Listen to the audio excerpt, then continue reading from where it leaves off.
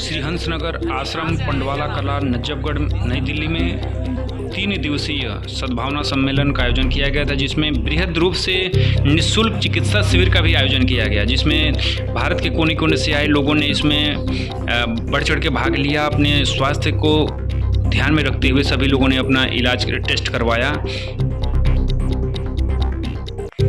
इस सद्भावना सम्मेलन को सुविख्यात समाज सेवी और आध्यात्मिक गुरु श्री सतपाल जी महाराज जो संबोधित किए। इसमें देखा गया कि विभिन्न तीर्थ स्थलों से भी संत महात्मागण पधारे थे, जिन्होंने स्वास्थ्य लाभ से संबंधित और भी चेकअप भी करवा करके अपने स्वास्थ्य लाभ लिया। जैसा कि आप तस्वीरों में देख रहे हैं कि किस प्रकार से पंक्तिबद्ध होकर के एक एक करके लोग व्यवस्था की गई है लोगों की जाँच की, किस प्रकार से काउंटर लगा करके लोगों की पर्चियाँ बन रही है, टेस्ट किए जा रहे हैं। सभी लोग अपना अपना इलाज करवा रहे हैं, टेस्ट करवा रहे हैं।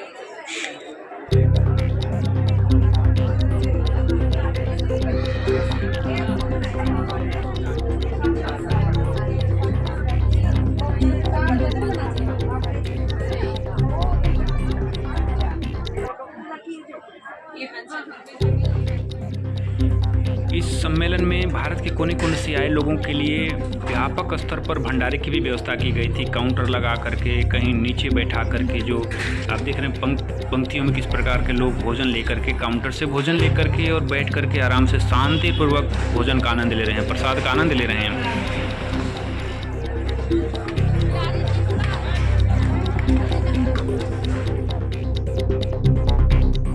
विभिन्न तीर्थों से आए हुए संतों के लिए भी उचित प्रबंध किए गए थे, खाने पीने को लेकर के काउंटर लगा करके इनको टेबल पे बैठा के उचित प्रबंध किए गए थे। कार्यक्रम के दौरान श्री सतपाल जी महाराज के कनिष्ठ सुपुत्र श्री सुयश जी महाराज ने वृक्ष लगा करके लोगों को संदेश दिया कि वृक्ष ही जीवन है, इसलिए सभी लोग वृक्ष लगाएं और सुखमय जीवन, शांतिपूर्वक और स्वस्थ जीवन जिएं। विभिन्न स्थानों से आए हुए लोग किस प्रकार से देखिए भक्ति रस में झूम करके गाते हुए, जगह जगह ऐसी ऐसी टोलियां हमने देखा अभी कि जगह जगह ये टोली बना करके गाते हुए नजर आए। और विभिन्न भाषाभाषी लोग आए थे जो अपने मस्ती में झूमते हुए लोगों को झुमा रहे हैं, बता रहे हैं और भक्ति में डूबे हुए हैं। अब वो आनंद ले रहे हैं और दे रहे हैं।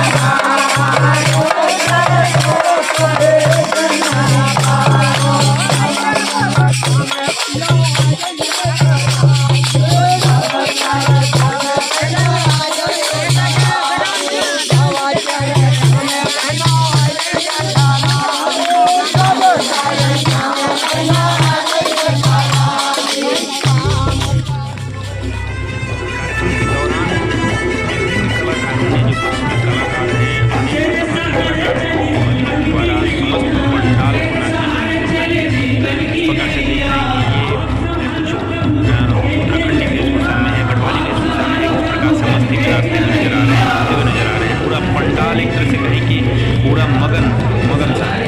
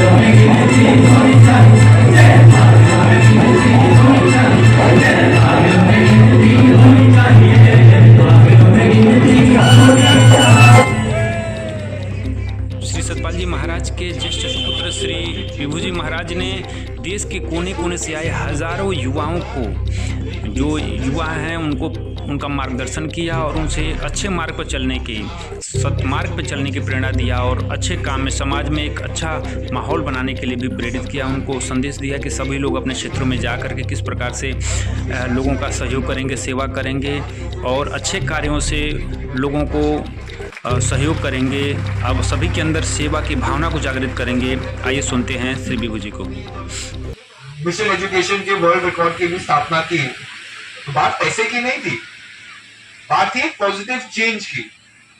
आज मिशन एजुकेशन के द्वारा कितने लोगों को मैं मिला हूं देश विदेश में, जिन्होंने इस अभियान से वो जुड़े हैं या उनको इस अभियान के बारे में पता लगा, और कितने लोग आए कि जी हमने भी अपनी तरह से किसी ना किसी रूप में कोई चीज शुरू की। किसी ने कपड़े बांटना शुरू किया, किसी ने फल बांटना शुरू किया। बल्कि इसी मिशन एजुकेशन के कॉन्सेप्ट में हमने एक दिल्ली में भी शेल्टर कार्यक्रम किया था, जिसका उद्देश्य यही था कि भाई कितने लोग हैं दिल्ली में जो होमलेस लोग हैं, जिनके लिए गवर्नमेंट शेल्टर्स बनाती है, मतलब रैन बसेरा बनाती है ठंडियों के समय। अभी धीरे धीरे दिल्ली में भी रैन बसेरे बनने लग जाएंगे। अब कोई भी सेठ है, कोई भी दान करना चाहता है तो स्वाभाविक है दिल्ली की एक अपार जनता है जो शेल्टर्स में आकर के उनके लिए काम करती है। मैं ये डिनाई नहीं कर रहा कि केवल हमने किया और किसी ने नहीं किया, होता है। लेकिन अक्सर क्या होता था कि लोग कहते हैं जी ठंडी है कंबल दे दो, वो जाते हैं शेल्टर में, कितने लोग हैं, 300 लोग हैं, भाई 300 कंबल बांट दो।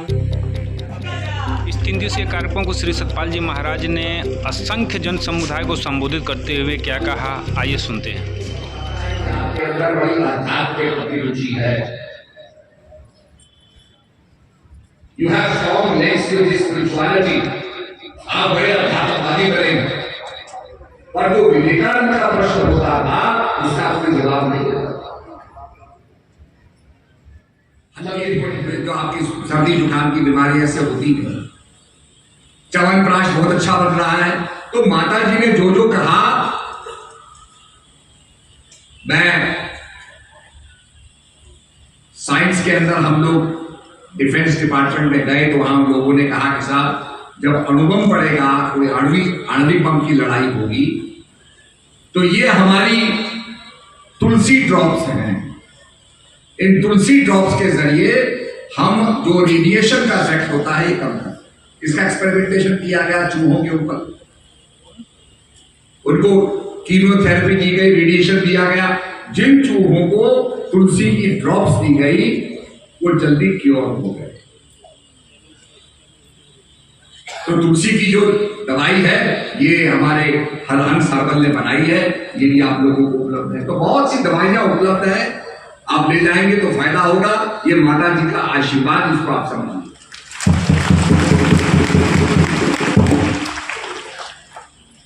और जो एलोपैथी के जो रिएक्शंस होते हैं, आयुर्वेद के अंदर रिएक्शन भी नहीं होता। हमारे भाई महात्माओं को भी चाहिए कि भाई इस प्रकार की जो सेवा है इस पे लगे ताकि प्रेमियों को उपलब्ध हो। एक समय ऐसा था जब लोग गुजरात से आते थे, बसे आती थी हरिद्वार में, तो 2 चीज के लिए आती थी। एक प्रेमनगर आश्रम से तेल लेना है, दर्दनाशक तेल लेना है, और एक गंगा जी में स्नान करना। इतना नाम था हमारी दवाइयों का। तो इसलिए मैं चाहता हूं कि आप इसको ले जाएंगे तो आपको घर में लाभ भी मिलेगा और प्योर चीज आपको मिलेगी। तो निश्चित रूप में हम भजन अभ्यास करें और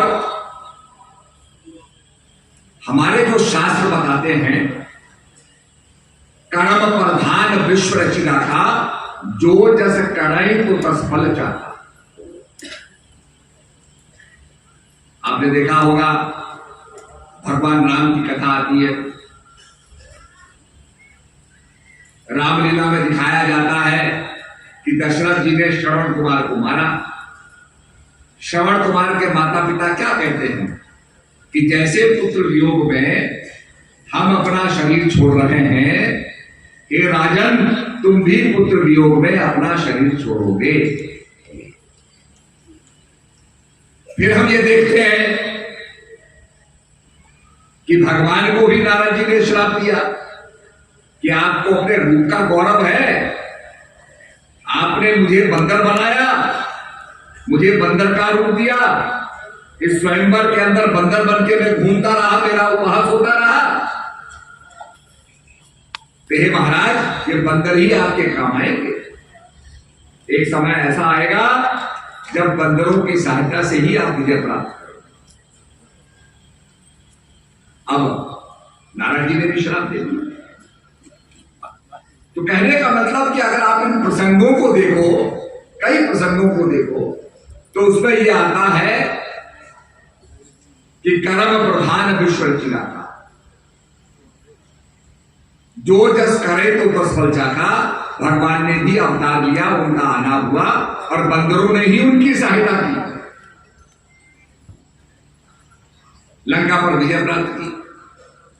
जैसे आपका मोबाइल फोन होता है, उसमें कनेक्टिविटी आपको हमेशा रखनी पड़ती है। कनेक्टिविटी टूट गई, नेटवर्क से टूट गए तो बात ही नहीं हो पाएगी। तो ये कनेक्टिविटी आपकी रहनी चाहिए, जिसको हम नाम स्मरण कहते हैं। इन्हीं शब्दों के साथ सबको मेरा आशीर्वाद। इस वीडियो से आपको कोई प्रेरणा मिले तो आप इस वीडियो को लाइक, कमेंट और शेयर करें। हमसे परमानेंट जुड़ने के लिए चैनल को सब्सक्राइब करें। आगामी वीडियो को तत्काल सूचना प्राप्त करने के लिए बेल आइकन दबाएं। पूरा वीडियो को देखने के लिए बहुत बहुत धन्यवाद।